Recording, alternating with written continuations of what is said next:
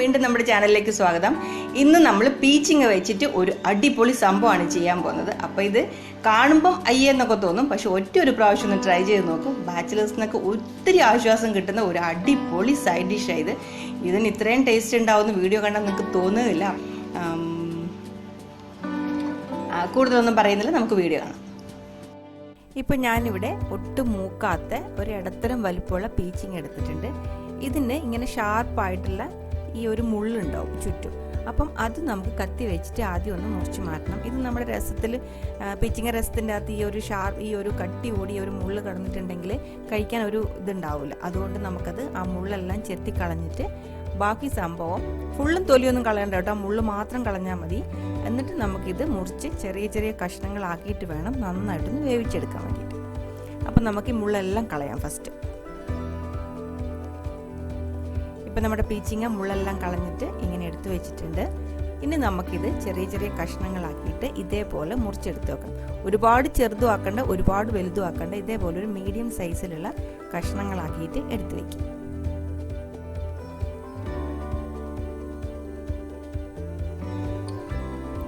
ഇനി ഒരു പാത്രത്തിൽ ഞാനിവിടെ മണ്ണിൻ്റെ ചട്ടി എടുത്തിട്ടുള്ളത്. നിങ്ങൾക്ക് ഇതില്ലെങ്കിൽ അലൂമിനിയം പാത്രമോ സ്റ്റീലിൻ്റെ പാത്രമോ ഏതായാലും മതി. അതിൽ കുറച്ച് എണ്ണ ചൂടാക്കി അതിൻ്റെ അകത്തേക്ക് ഒരു സ്പൂൺ കടുക് ഇട്ട് കൊടുത്തിട്ടുണ്ട്. കടുക് നന്നായിട്ട് പൊട്ടിയതിന് ശേഷം നമുക്കിതിൻ്റെ അകത്തേക്ക് കറിവേപ്പില ഇട്ട് കൊടുക്കാം. ഒരു പിടി നല്ല മണമുള്ള കറിവേപ്പില ഇട്ട് കൊടുത്തിട്ടുണ്ട്. കറിവേപ്പിലയും കടുവും കൂടി ഒന്ന് ഇളക്കിയതിന് ശേഷം നമ്മുടെ എണ്ണയ്ക്കൊക്കെ കറിവേപ്പിലയുടെ ഒരു മണം വന്നിട്ടുണ്ടാവുമല്ലോ. അതിനുശേഷം നമുക്ക് അരിഞ്ഞു വെച്ചിരുന്ന പീച്ചിങ്ങയുടെ കഷ്ണങ്ങൾ ഇതിൻ്റെ അകത്തേക്ക് ഇട്ട് കൊടുക്കാം. ഇട്ട് കൊടുത്തിട്ട് പിന്നെയും ആ എണ്ണയും കടുകും ഇതെല്ലാം കൂടിയിട്ട് നന്നായിട്ടൊന്ന് ഇളക്കണം. ഇളക്കിയിട്ട് 1 മിനിറ്റ് ഒന്ന് ഇളക്കി കൊടുത്താൽ മതി, അതെല്ലാം ഒന്ന് എണ്ണയ്ക്കൊന്ന് പിടിക്കാൻ വേണ്ടിയിട്ട്. അതിനുശേഷം ഒരു 2 നല്ല എരിവുള്ള പച്ചമുളക് ഇട്ട് കൊടുക്കുന്നുണ്ട്. കാന്താരി മുളക് ഉണ്ടെങ്കിൽ അതാണ് കേട്ടോ ഏറ്റവും നല്ലത്, ഇല്ലെങ്കിൽ എരിവുള്ള പച്ചമുളക് എടുക്കാം. പിന്നെ ആവശ്യത്തിന് ഉപ്പിട്ട് കൊടുക്കുക. എന്നിട്ട് നമുക്കിനകത്തേക്ക് വെള്ളം ഒഴിച്ചു കൊടുക്കണം. വെള്ളം ഒഴിക്കുന്ന സമയത്ത് ഒരുപാട് വെള്ളം കോരി ഒഴിക്കരുത്. നമ്മുടെ പീച്ചിങ്ങയുടെ ആ ലെവലിലുള്ള വെള്ളം മാത്രമേ ഒഴിക്കാവുള്ളൂ. ഇപ്പോൾ കണ്ടോ, കുറച്ചും കൂടി ഒഴിക്കാൻ തോന്നും. കുറച്ച് വെള്ളം കൂടി ഞാൻ ഒഴിച്ചു കൊടുക്കുന്നുണ്ട്.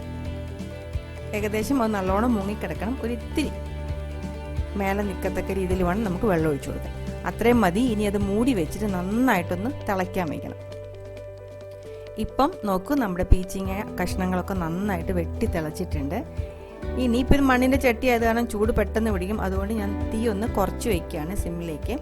അപ്പോൾ വെച്ചതിന് ശേഷം ഇതിപ്പോൾ വെന്തിട്ടില്ല കേട്ടോ, ഇങ്ങനെ എടുക്കാൻ പറ്റില്ല, നമുക്ക് നല്ലോണം വേകണം. അതിന് വേണ്ടിയിട്ട് തീ കുറച്ച് വെച്ചിട്ട് വീണ്ടും മൂടി വയ്ക്കുകയാണിത്. അതിന് ശേഷം കുറച്ച് നേരം അങ്ങനെ ഇരിക്കട്ടെ, നല്ലോണം വേകണം. അതിനിപ്പോൾ ഇത്ര സമയം അങ്ങനെയൊന്നും കറക്റ്റ് പറയാൻ അറിയില്ല എനിക്ക്. അപ്പോൾ നല്ലോണം വെന്തതിന് ശേഷമാണ് നമുക്കിത് വീണ്ടും എടുക്കാൻ പറ്റും. ഇപ്പം നമ്മുടെ കഷ്ണങ്ങളൊക്കെ നന്നായിട്ട് വെന്തിട്ടുണ്ട്, വെള്ളവും കുറേയൊക്കെ വറ്റിയിട്ടുണ്ട്. ഇത്രയും മതി കേട്ടോ. ഇതിൽ കൂടുതലൊന്നും വെള്ളം വറ്റിക്കരുത്, ഒരുപാട് തിക്കായിപ്പോൾ ഇങ്ങനെ ഉണ്ടാവണം. ഇതാണ് നമ്മുടെ പീച്ചിങ്ങ രസം. ഇപ്പം നിങ്ങൾ ആലോചിക്കുന്നുണ്ടാവും ഇതിനകത്ത് വേറെ ഒന്നും ചേർത്ത് കൊടുക്കുന്നില്ലെന്ന്. ഇതിൻ്റെ അകത്ത് ഞാൻ കുറച്ച് പച്ച വെളിച്ചെണ്ണയും കൂടി ഒഴിച്ചു കൊടുക്കുന്നുണ്ട്. വേറെ ഒന്നും ചേർത്ത് കൊടുക്കുന്നില്ല. മുളക് പൊടിയോ മഞ്ഞൾപ്പൊടിയോ അല്ലെങ്കിൽ അങ്ങനത്തെ ഒരു ഐറ്റംസും രസപ്പൊടി ഒന്നും ചേർത്ത് കൊടുക്കുന്നില്ല. പക്ഷേ ഈ വെള്ളത്തിന് അപ്പോൾ ഇതിന് ടേസ്റ്റ് ഉണ്ടാവുമെന്ന് ആലോചിക്കും.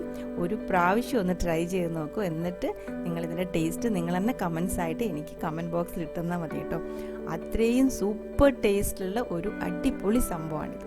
ഇപ്പം ഞാൻ തീയൊക്കെ ഓഫ് ചെയ്ത് കൊടുത്തിട്ടുണ്ട്. ഇനി നമുക്കിതിൻ്റെ അകത്തേക്ക് ഒരു സംഭവം കൂടി ഒഴിച്ചു കൊടുക്കാം. ഒരു 1/2 ടീസ്പൂൺ അല്ലെങ്കിൽ 1 ടീസ്പൂൺ പച്ച വെളിച്ചെണ്ണ. നമ്മളിപ്പോൾ അവിയലൊക്കെ ഉണ്ടാക്കുമ്പോൾ മുകളിൽ ഇങ്ങനെ ഒഴിച്ചു കൊടുക്കുള്ളൂ. അതേപോലെ ഒന്ന് ഒഴിച്ചു കൊടുത്തിട്ട് ഇളക്കിയെടുക്കുകയാണെങ്കിൽ ടേസ്റ്റ് ഒന്നും കൂടി കൂടും. ഇനിയിപ്പോൾ വെളിച്ചെണ്ണ ഇല്ലെങ്കിലും കുഴപ്പമില്ല, ഇങ്ങനെ തന്നെ ഉപയോഗിക്കാം. ഇത്രയേ ഉള്ളൂ, നമ്മുടെ പീച്ചിങ്ങ രസം റെഡി ആയിട്ടുണ്ട്. ഒറ്റയ്ക്ക് താമസിക്കുന്ന ആൾക്കാർക്കും പിന്നെ പെട്ടെന്ന് കറിയൊക്കെ ഉണ്ടാക്കാൻ വേണ്ടിയിട്ട് സമയമില്ലാത്ത ആൾക്കാർക്കും ഒക്കെ ചെയ്തെടുക്കാൻ പറ്റുന്ന ഒരു അടിപൊളി സൈഡ് ഡിഷായത്. പിന്നെ ഈ കറി വയ്ക്കുന്ന സമയത്ത് മുളകിട്ട് എന്തെങ്കിലും ഒരു കറി കൂടി ഉണ്ടെങ്കിൽ, അല്ലെങ്കിൽ ഒരു മുളക് ചമ്മന്തി അല്ലെങ്കിൽ ഒരു മീൻ വറുത്തതൊക്കെ ഉണ്ടെങ്കിൽ ഒന്നും കൂടി ടേസ്റ്റ് ആവും നമുക്ക് ചോറൊക്കെ കഴിക്കാൻ വേണ്ടിയിട്ട്. അപ്പോൾ ഈ റെസിപ്പി, ഈ സൂപ്പർ വെറൈറ്റി സിമ്പിളായിട്ടുള്ള റെസിപ്പി തീർച്ചയായിട്ടും ഒന്ന് ട്രൈ ചെയ്ത് നോക്കുക. ട്രൈ ചെയ്ത് നോക്കിയതിന് ശേഷം നിങ്ങളുടെ കമൻസ് ഒക്കെ മറക്കാതെ പറയുക. ഇഷ്ടപ്പെട്ടിട്ടുണ്ടെങ്കിൽ സപ്പോർട്ട് ചെയ്യുക.